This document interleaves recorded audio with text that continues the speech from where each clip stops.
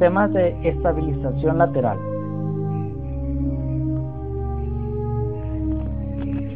El diseño eficiente de sistemas estructurales que desarrollen resistencia, rigidez y ductilidad ante la acción de las cargas accidentales de viento o sismo requiere el conocimiento de las opciones básicas para su formulación, como lo son el contraventeo, el muro rígido, marco rígido y marco tubular.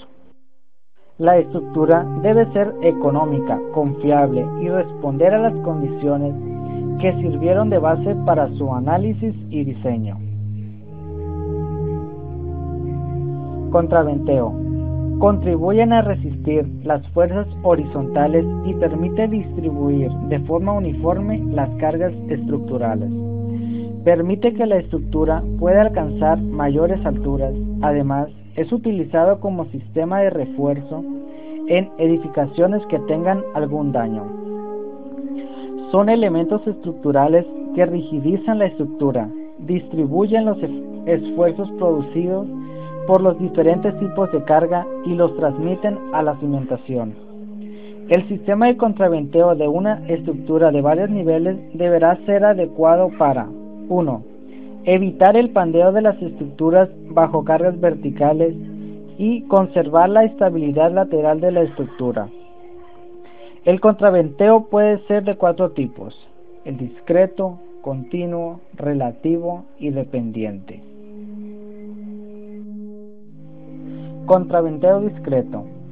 El contraventeo discreto resiste y aporta rigidez lateral solo en sectores específicos y donde esté localizado al marco y o elemento estructural. Relativo. Es aquel que proporciona control de distorsiones laterales bajo el principio de compatibilidad de deformaciones de 2 puntos, al unirse con algún elemento estructural. Continuo.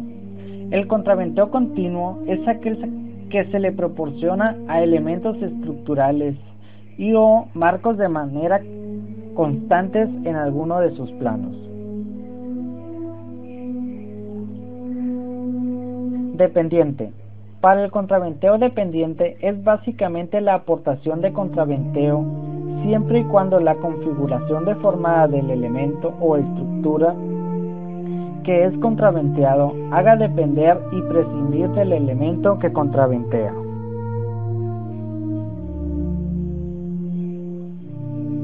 Arriostramientos.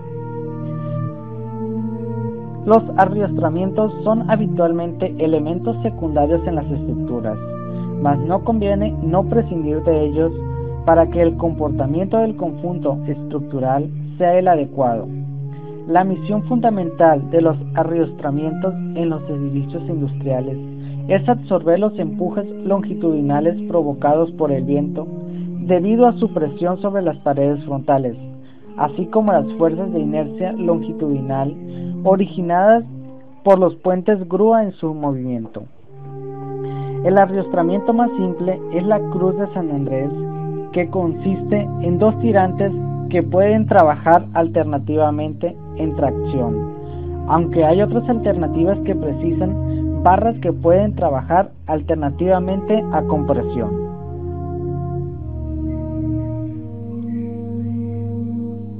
Ejemplos de estructuras con arriostramientos. A continuación observamos 2 imágenes en las cuales observamos cómo están utilizados los arriostramientos, cómo se ilustran en las líneas de color rojo.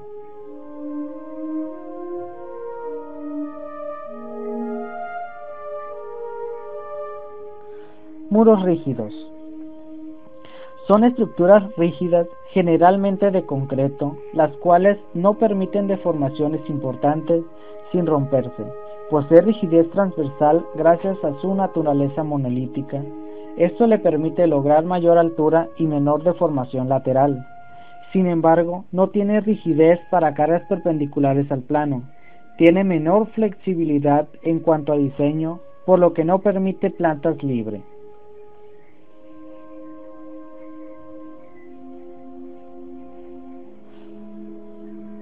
Los muros rígidos se clasifican en muro reforzado, que a su vez se clasifica en muros en L, en T invertida, L reversa con llave, T invertida con llave, con contrafuertes y con estribos.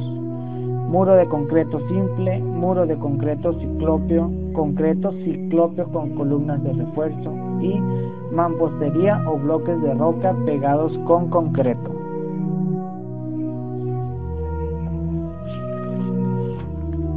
Muro reforzado.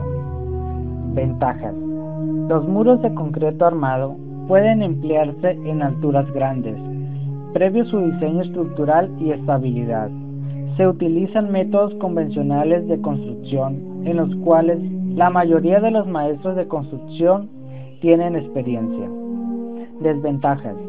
Requieren de buen piso de cimentación, son antieconómicos en alturas muy grandes y requieren de formaletas especiales. Su poco peso los hace inefectivos en muchos casos de estabilización, de deslizamientos de masas grandes de suelo. Se requiere muy buena fundación, resistencia muy baja a la flexión. Son muy vulnerables a los movimientos. Concreto simple. Ventajas. Relativamente simples de construir y mantener. Pueden construirse en curvas y en diferentes formas para propósitos arquitectónicos y pueden colocarse en chapes para su apariencia exterior. Desventajas. Se requiere una muy buena fundación y no permite deformaciones importantes. Se necesitan cantidades grandes de concreto y un tiempo de curado antes de que puedan trabajar efectivamente. Generalmente son antieconómicos para alturas de más de 3 metros. Concreto ciclópeo. Ventajas. Similares a los de concreto simple. Utilizan bloques o cantos de roca como material embebido, disminuyendo los volúmenes de concreto. Desventajas. El concreto ciclópeo, cantos de roca y concreto, no pueden soportar esfuerzos de flexión grandes. Concreto ciclópeo con columnas de refuerzo. Ventajas. Combina las ventajas de economía del concreto ciclópeo con la capacidad de flexión del concreto reforzado. Desventajas. Se requiere muy buena fundación, es muy poca la investigación sobre su comportamiento y no existe una metodología aceptada de diseño. Mampostería o bloques de roca pegados con concreto. Ventajas. Son muy económicos cuando hay disponibilidad de bloques de roca. Son visualmente atractivos. Desventajas. Se requiere muy buena fundación, resistencia muy baja a la flexión y son muy vulnerables a los movimientos. Marco rígido. Los marcos rígidos constituyen el esqueleto resistente de un gran número de construcciones modernas de muy diversos tipos. Su nombre proviene de que los elementos principales que lo componen, como lo son vigas y columnas, están ligados entre sí por medio de conexiones rígidas, capaces de transmitir los momentos, fuerzas lineales o angulares relativos entre los extremos de las barras que concurren en cada nudo. Las estructuras industriales se utilizan con frecuencia marcos rígidos de un solo piso y cabezal horizontal o inclinado, como se observa en la imagen, ligados entre sí por elementos que soportan la cubierta y proporcionan el soporte lateral necesario para que su resistencia no disminuya por debajo de los límites aceptables, a causa de problemas de inestabilidad fuera de su plano.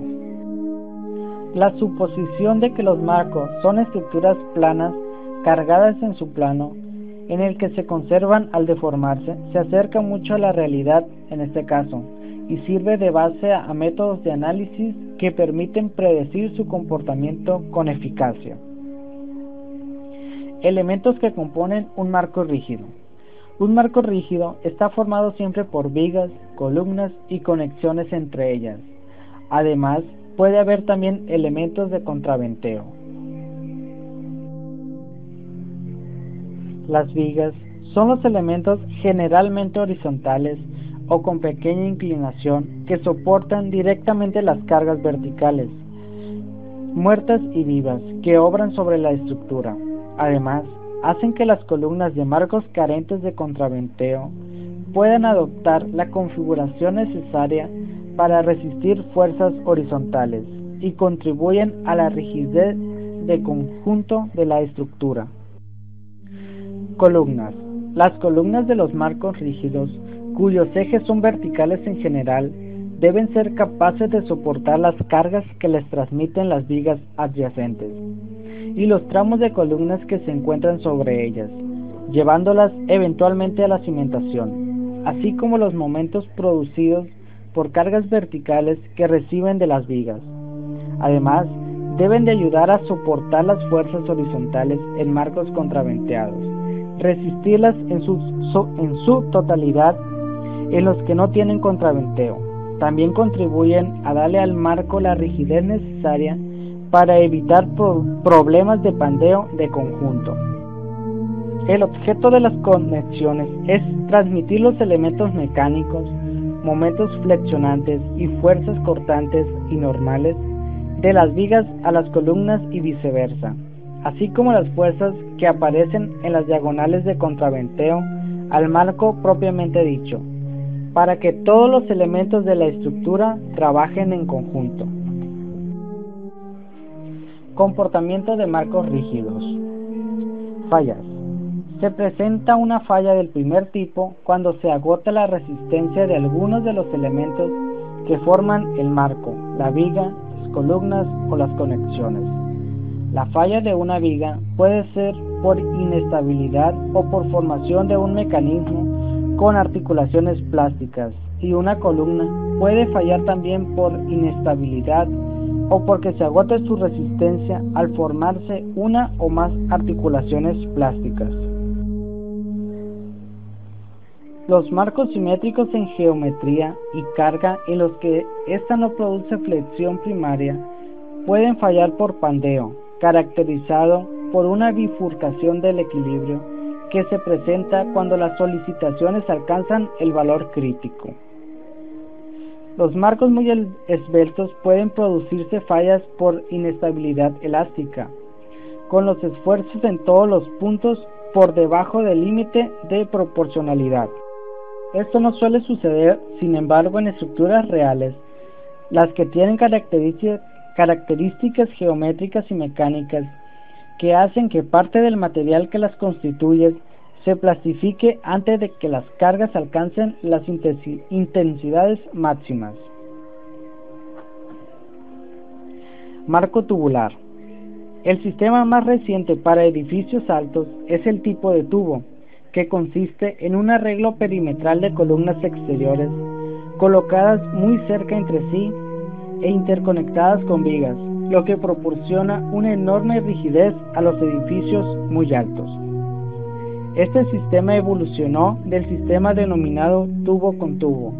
Se trata de un núcleo rígido en la parte central del edificio, dentro de la estructura tubular. Este núcleo generalmente se emplea para elevadores, escaleras, ductos e instalaciones. Funciona como una fachada estructural, puede considerarse como un muro rígido con grandes vanos o bien marcos de gran rigidez. Su desarrollo se debe fundamentalmente a las pieles y entramados de los materiales que lo componen. Paredes estructurales se vinculan entre sí mediante aristas y entrepisos, obteniendo la rigidez equivalente a la de un tubo, la cual es mucho mayor a considerar los 4 muros rígidos por separado. Consideraciones de diseño para estructuras tubulares. Las principales propiedades que gobiernan el diseño de cualquier miembro estructural son su área, momento de inercia, módulo de la sección, radio de giro y el tipo de acero. La reducción en peso de las columnas tubulares comparada con la de otros perfiles laminados varía y aumenta con el incremento de las relaciones de esbeltez, como se observa en la imagen. Aparece una comparación gráfica de las columnas tubulares con las columnas convencionales de perfiles laminados en los rangos de las columnas largas. En esta imagen, como nos muestra la gráfica, podemos darnos cuenta que las estructuras tubulares tienen una importante reducción de peso comparado a los perfiles de acero laminado. Anteriormente se realizaban las juntas de los tubos a través de placas de conexión a las cuales se soldaban los tubos. Hoy en día se utilizan las conexiones directas de miembro a miembro porque es más efectiva y la distribución de esfuerzos es más uniforme en las paredes del tubo. En la imagen del lado izquierdo podemos observar cómo eran las conexiones antes, donde los tubos se soldaban a una placa. Hoy en día podemos observar en la imagen derecha cómo se hacen estas conexiones, en las cuales ya no se utilizan placas para su unión. Existen edificios muy altos que utilizan hoy en día este sistema tubular. Tal es el caso de las Torres Petronas.